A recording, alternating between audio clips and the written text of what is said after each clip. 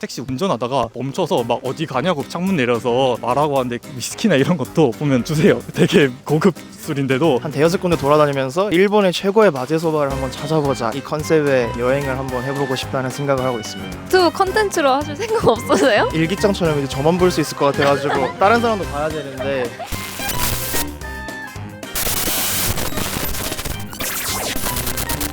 자, 이제 5월이잖아요. 혹시 이번에 여행 가실 계획 있으세요? 5월에 여행 갈 계획은 없지만 언제나 가고 싶다고 생각은 항상 하고 있습니다. 환율이 올랐는데 해외여행에 영향을 미친다고 생각을 하세요? 영향이 없지는 않겠지만 생각보다 그 사람의 욕망이랑 그거는 좀 별개라고 생각을 해서 결국 환율이 뭐 진짜 극도로 치솟지 않는 이상은 아마 그런 거는 쭉 유지가 될 것 같습니다. 혼자 여행을 가실 수도 있고 친구, 가족이랑 같이 가실 수 있는데 어떤 걸 선호하시는 편이세요? 저는 아무래도 친구랑 같이 가는 걸 선호하는 편이긴 하지만 예전에 혼자 가본 적이 있었는데 그거는 또 그 나름대로의 여행의 맛이 있더라고요. 혼자 가게 되면 거기서 새로운 사람들을 만나잖아요. 완전히 또 새로운 경험을 할 수 있어서 그런 것이 좀 좋았던 것 같습니다. 그럼 보통 여행 갈 때 계획을 짜세요, 안 짜세요? 저는 짜지 않는 편이에요. 그럼 어떻게 여행을 해요? 저번에 혼자 갔을 때를 얘기를 들자면 그때 비행기랑 숙소랑 그리고 집회 이제 환전해 간 거 일부분만 가지고 가서 거기서 그냥 다 즉석으로 짜서 여행을 했었거든요. 그렇게 하다 보니까 새로운 사람 만나는 재미가 있다 했잖아요. 근데 그 새로운 사람이랑 만나서 거기서 바로 같이 계획을 짤 수 있더라고요. 오히려 그러니까 그런 제한 조건이 없어서 더 좋아서 저는 계획을 가능하면 안 짜고 최소한으로 짜고 가려는 편입니다. 홍콩, 마카오 이렇게 혼자 갔었는데 도미토리에서 룸메이트가 독일 형 한 명이랑 프랑스에서 온 누나 한 명? 이렇게 해서 혼성 도미토리였는데 제가 그때 제일 어렸어요. 완전 약간 귀여움 받으면서 데리고 막 저녁 먹으러도 가고 제가 재즈 들어본 적 없다고 하니까 아 진짜 자기가 재즈가 뭔지 알려주겠다면서 재즈바 데려가서 막 자기가 사준다 하고 그런 부분이 있어서 되게 좀 좋았던 기억이 나요. 영어를 잘하는 편은 아닌데 딱 그냥 일상 대화만 하는데 그분들은 영어로 전문 대화를 해버리니까 거기서 잘 못 따라가겠더라고요. 그런 데선 좀 힘들었지만 그래 그 외 부분은 다 재밌었던 것 같습니다. 돈이 없어. 그럼에도 불구하고 여행을 갈 만한 가치가 있을까요? 유럽으로? 유럽으로요? 어느 문화권이든 다 한 번은 가볼 가치가 있다고 저는 생각을 해요. 최소 뭐 한두 번은. 문화권의 사람들과 그리고 그 생각들은 한 군데에서만 살아서는 절대 느낄 수 없는 것들이 좀 많거든요. 그래서 어느 문화권이든 한 번쯤은 그 뭐 유럽이든 아니면 뭐 동남아시아든 아메리카든 그런 부분에 있어서는 한두 번 정도는 항상 가볼 가치가 있다고 저는 생각을 합니다. 제가 제일 좋았던 곳은 이제 스코틀랜드 시골 섬에 갔었어요. 정말 여유로운 거예요. 거기에 식당이 막 하나밖에 없었어요. 식당이 하나밖에 없고 그 저녁 밤늦으면 문 닫으니까 택시 아저씨도 막 저희를 아세요. 별로 없는 동양인이었어요. 그래서 막 저희를 아니까 나중에 저희 보면 막 택시 운전하다가 멈춰서 막 어디 가냐고 창문 내려서 말하고 하는데 그게 진짜 어디 영국 드라마 같은 데 나오는 시골 인심? 또 있고 아일라 섬이라는 곳인데 그게 이제 위스키로 유명해요. 위스키나 이런 것도 보면 주세요. 되게 고급 술인데도 다들 친절하게 다 맞이해 주시고 거기서 호텔이라고 하지만 사실상 거의 우리로 따지면 민박집 느낌의 그런 곳이었어요. 근데 거기 아저씨 한 분이 이렇게 운영을 하시는데 엄마는 일하러 가시고 이제 아저씨 혼자서 막 계란 프라이 막 하면서 아침 먹을 거냐면서 계란 프라이에서 대접해주고 엄마는 딸 데리고 이제 저기 학교 데리러 가고 잔잔하고 여유로운 분위기가 한국의 서울과 같은 경쟁 분위기랑은 달라서 그런 데서 여유를 좀 많이 느껴서 좋았던 것 같습니다. AI 번역기도 엄청 잘 나오잖아요. 그럼에도 불구하고 영어를 꼭 배워야 할까요? 배우는 게 더 좋기는 한데 해외여행을 예전부터 다니시는 분들은 그것도 싫어하세요. 지도 어플 이런 거 나온 것도 싫어하세요. 그 길도 좀 읽고 부딪히기도 하고 난간도 좀 읽고 해야지 그게 진짜 여행이지 이렇게 스마트폰만 들고 이렇게 길 따라가는 게 그게 뭐가 여행이냐 하시는 분도 계시는데 저는 솔직히 제 생각에는 연차가 쌓이신 분들이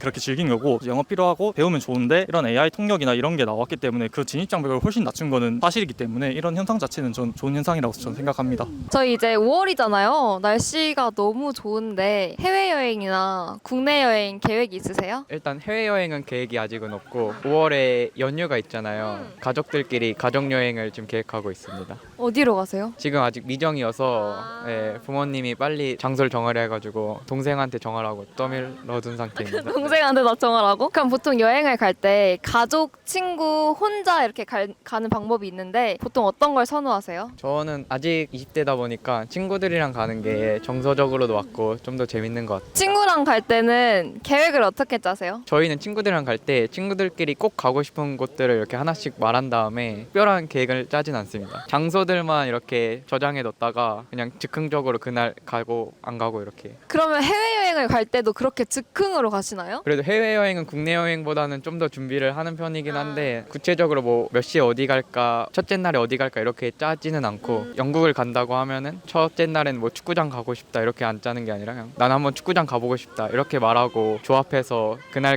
짜는 것 같습니다. 바르셀로나 팬이어서 축구장을 되게 많이 가봤는데 바르셀로나, 미넨, 레알 마드리드, 파리 생제르맹, 풀럼, 첼시 이렇게 6개 유럽 가면 축구장을 위주로 많이 돌아다녀가지고 환율이 오르는 게 해외여행에 좀 영향을 끼친다고 생각을 하세요? 경제적인 면에서 좀 영향을 끼치지만 제 입장에서는 그 경제적인 것보다는 일단 시간이 중요해서 시간이 날 때 그냥 여행을 가는 편이어서 저한테는 막 크게 와닿지는 않습니다. 재작년인가? 저 포함해서 2명이서 같이 영국이랑 스페인 갔다 왔습니다. 그리고 그 전에는 친구 6명 정도에서 동유럽 한번 같이. 그러면 보통 유럽 여행 많이 갈 때 영어로 해도 다 소통하는데 문제가 없던가요? 영어를 제가 원어민 수준은 아니니까 그리고 또 그 사람들이 미국식 발음이나 저희가 익숙한 발음을 쓰지 않아서 그런 부분에서는 조금 어려움이 있었던 것 같습니다. 문화권 차이 그런 게 영향이 있었던 것 같습니다. 그 나라 갔으니까 그 나라 언어를 써봐야겠다 그런 마음은 없어요? 그 나라 언어를 쓰기 위해 노력해야 되는 게 너무 많아가지고 그나마 알고 있는 영어를 쓰는 게 편해서 영어를 쓰는 것 같습니다. AI 번역기가 되게 잘 돼 있잖아요. 영어를 공부할 필요가 없다고 생각하시나요? 아니요, 영어의 공부에 필요성이 없다기보다는 그거를 통해서 영어가 안 될 때는 조금 효율적으로 사용할 수 있지만 결국에 여행을 가거나 뭐 영어에 관련된 걸 할 때 영어의 문화도 섞여 있고 배웠을 때 결국에는 커넥션이 되게 넓어질 수 있잖아요. 영어가 큰 장점이 있어서 영어 공부는 필요하다고 생각합니다. 시험용 영어를 잘하는 게 더 중요할지 아니면 원어민처럼 소통할 수 있는 그런 영어 실력이 더 중요한지 뭐가 더 중요하다 생각하세요? 고등학생 때나 예전에는 시험을 위한 영어가 다가오는 미래에서는 더 중요했는데 현재에서는 저희가 대학원생이어서 해외 학회 이런 데를 가거든요. 가서 그 Q&A 같은 거 하는데도 이런 데서 영어를 많이 사용하니까 대화하는 데 좀 더 필요한 것 같다고 생각하고 있습니다. 혹시 여행 계획 있으세요? 딱히 구체적인 계획은 없는데 제가 일본 음식을 너무 좋아해가지고 친구들이랑 그냥 얘기할 때는 기회 되면은 일본이나 한번 갔다 오자. 특히 제가 마제소바 엄청 좋아하거든요. 그래서 가서 이제 한 대여섯 군데 돌아다니면서 일본의 최고의 마제소바를 한번 찾아보자. 이 컨셉의 여행을 한번 해보고 싶다는 생각을 하고 있습니다. 유튜브 컨텐츠로 하실 생각 없으세요? 그러면 이제 일기장처럼 이제 저만 볼 수 있을 것 같아가지고 다른 사람도 봐야 되는데 여행을 갈 때 혼자 가시는 편이세요? 아니면 친구나 가족끼리 가시는 편이세요? 저는 여행 갈 때 주로 혼자 가는 걸 선호를 하는데 이유는 가서 또 만나는 새로운 인연들하고 뭔가 대화도 하고 배울 수 있는 게 되게 많더라고요. 그래서 EF에서 어학연수 갔을 때 기회가 되면 이제 주변 나라들 여행을 많이 했었는데 진짜 다양하게 40대 회사원분들도 만나고 저랑 비슷한 대학교 학생들 뭐 취업 준비하는 학생들 만나면서 진짜 다양한 사람들이 있고 또 많이 배울 수 있어가지고 앞으로도 혼자 여행을 하는 쪽을 선호할 것 같습니다.